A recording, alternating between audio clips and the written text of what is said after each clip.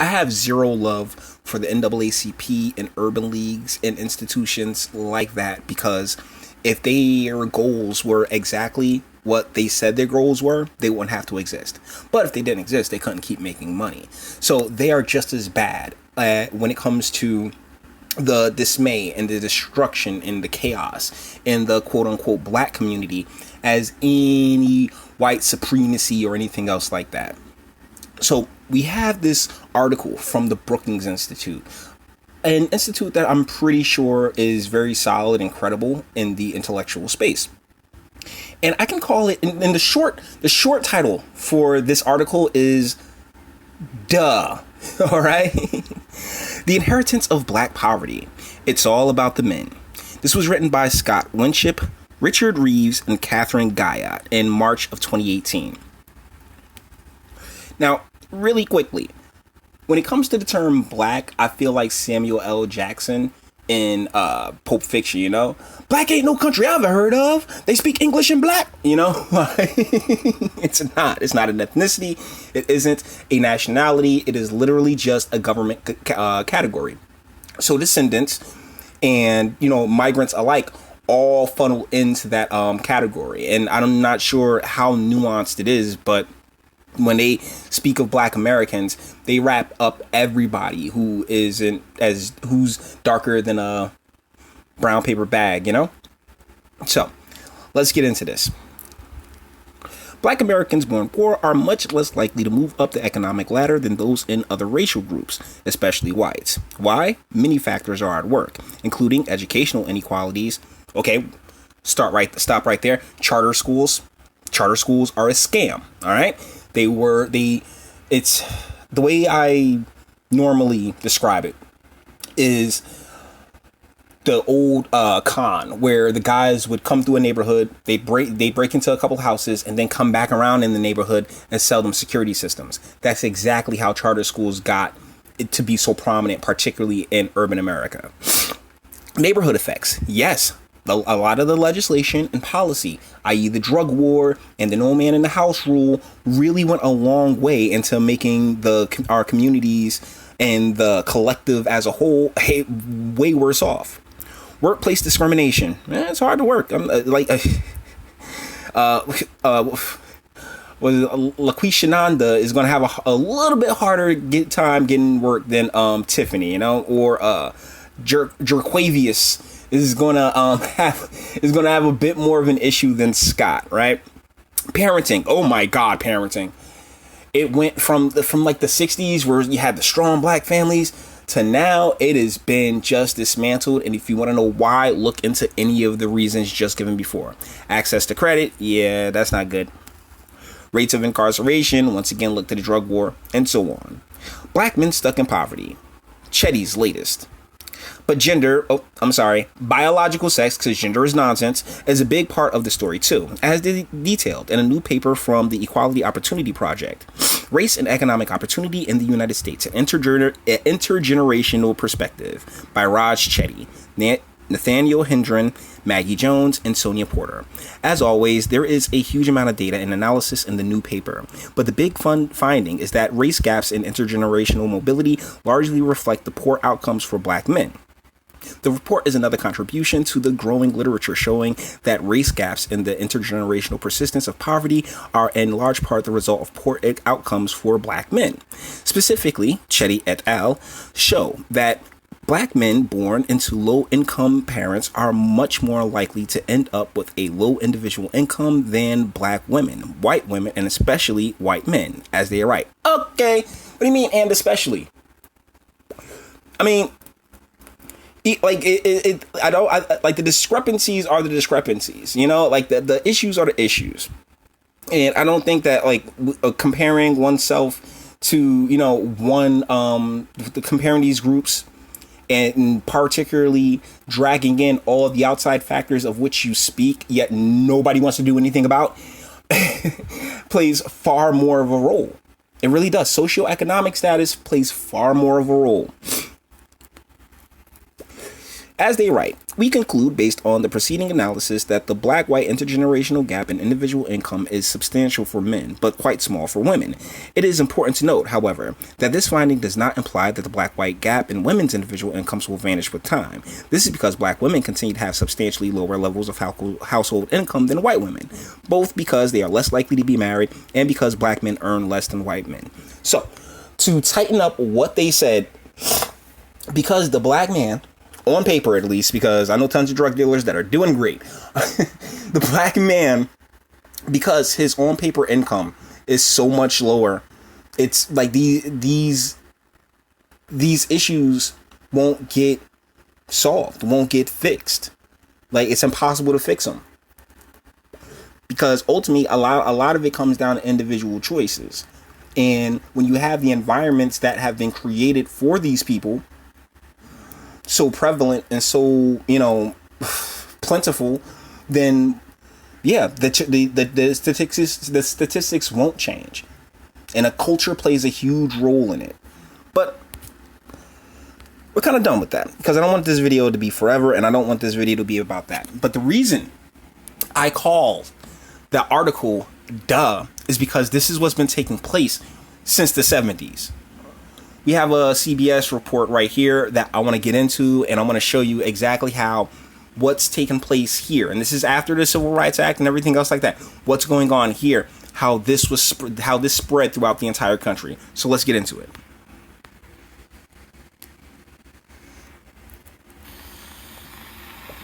Miles from Paul Bullitt's home is a public housing project in familiar red brick, Perry Homes. It is like most such projects in most big cities, and cemented into the red brick. So I want you guys to realize that these things were placed here, I want to say, with the best intentions. It's one of the reasons I'm so skeptical of everything that is proposed, from the reparations argument to what was Obama's thing, My Brother's Keeper. Any government program that's placed here to fix a problem ultimately does nothing but make that problem worse.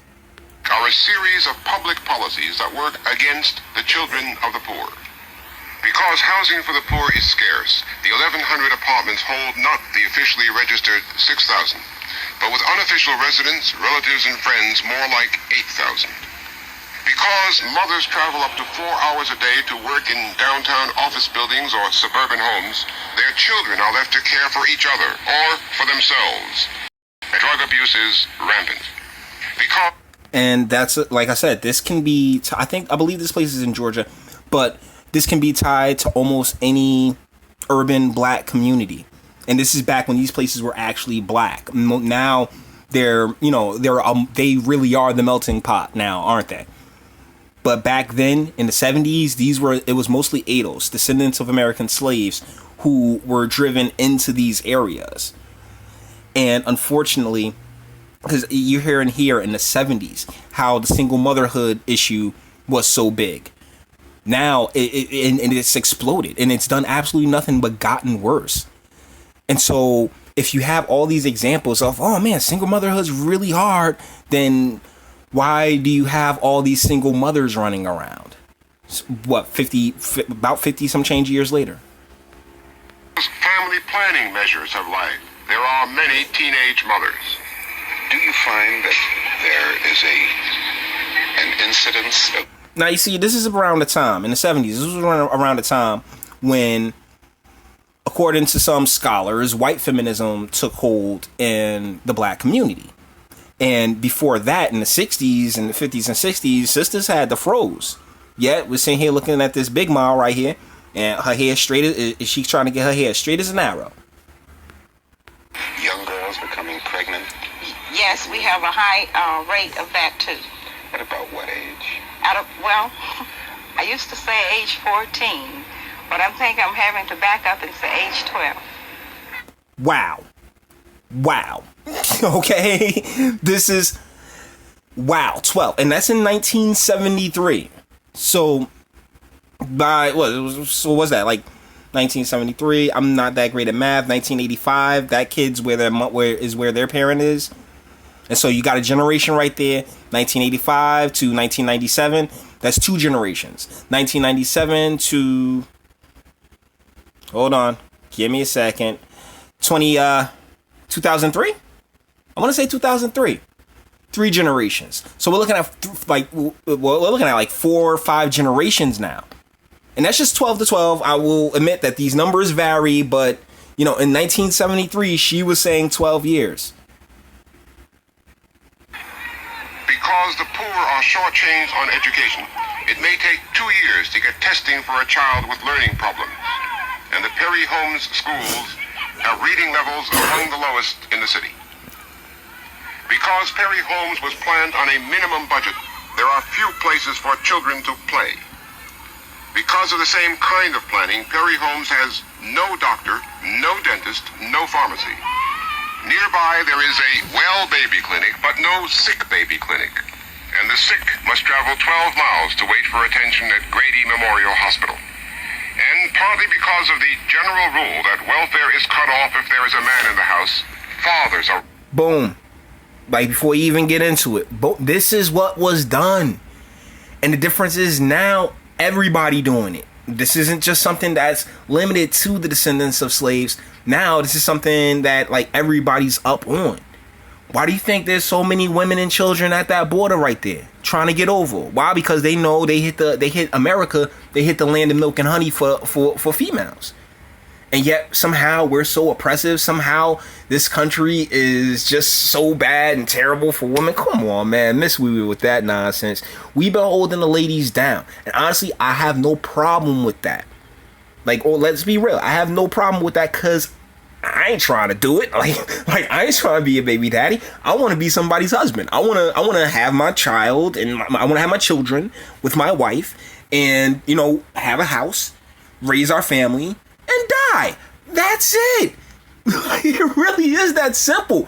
But us allowing our government in and just enforcing their rules and letting their rules just take hold instead of the ladies being like, look, I'm gonna wait for a guy that wants this for me and then we'll figure it out from there. I'll recognize my hypergamy. No. The government was like, hey ladies, we gonna take care of you. We got your back. We're gonna make sure that you're okay. And as far as the guys go, shoot, man, this is 1973 right here, right? Wait until the 90s because we got this little thing called child support that we gonna hit them with. Often driven away so that mother and children can eat. 85% of the head of household is a woman because most of the men who should be in the household, they cannot make a decent living.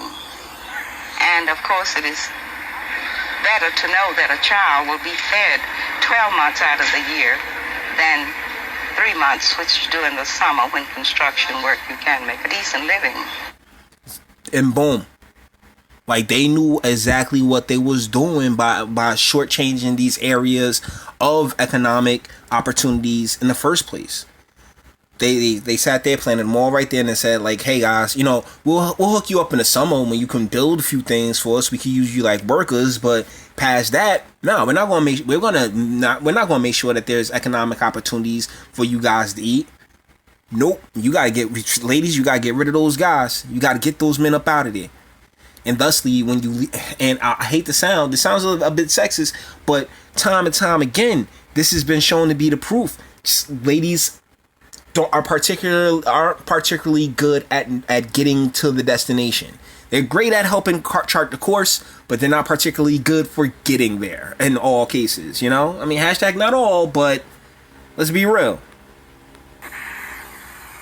The man in the house rule was written to prevent welfare cheating, to make sure that aid to families with dependent children would go only to families headed by mothers.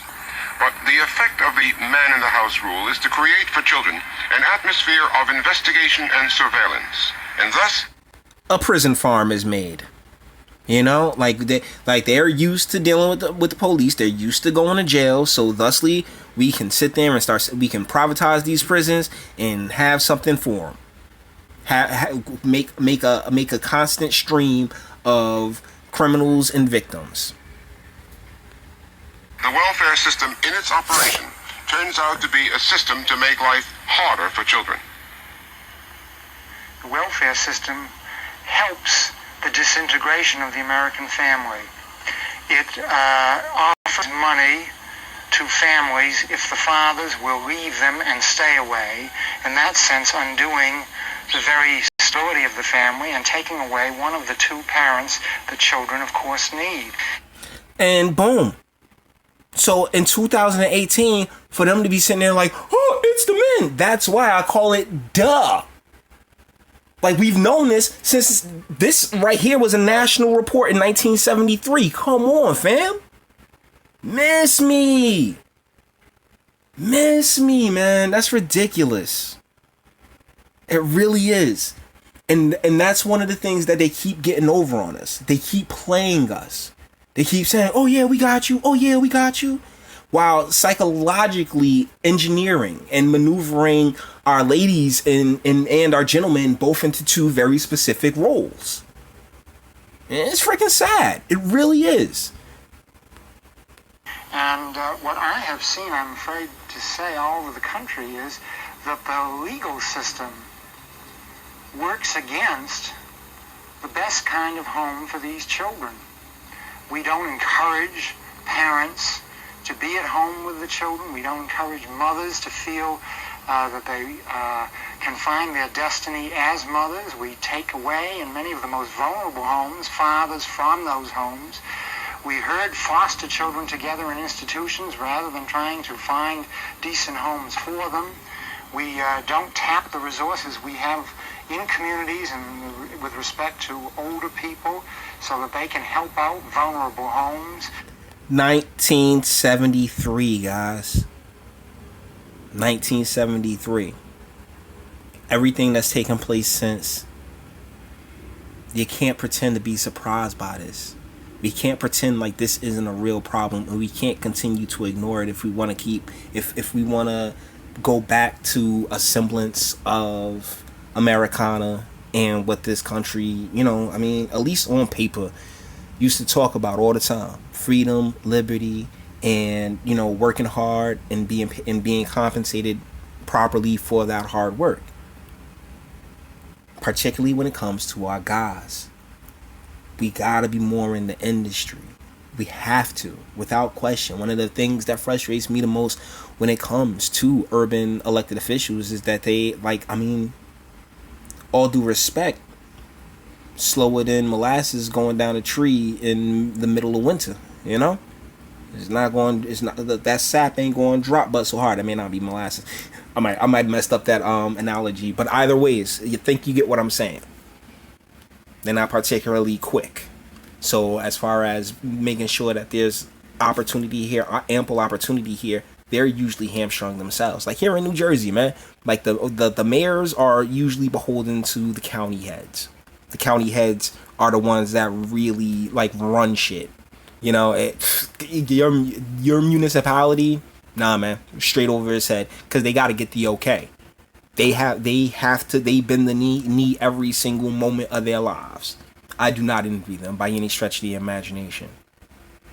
But they've allowed this to happen, and they've allowed it to persist, and no one says anything. And it's one of the most infuriating parts of my life. We don't sanction, encourage, and support in every way, morally, psychologically, and financially, the dignity and integrity of the home. And in the worst of it is that the homes that are most vulnerable are the homes that are least supported by the policies of local, state, and federal governments.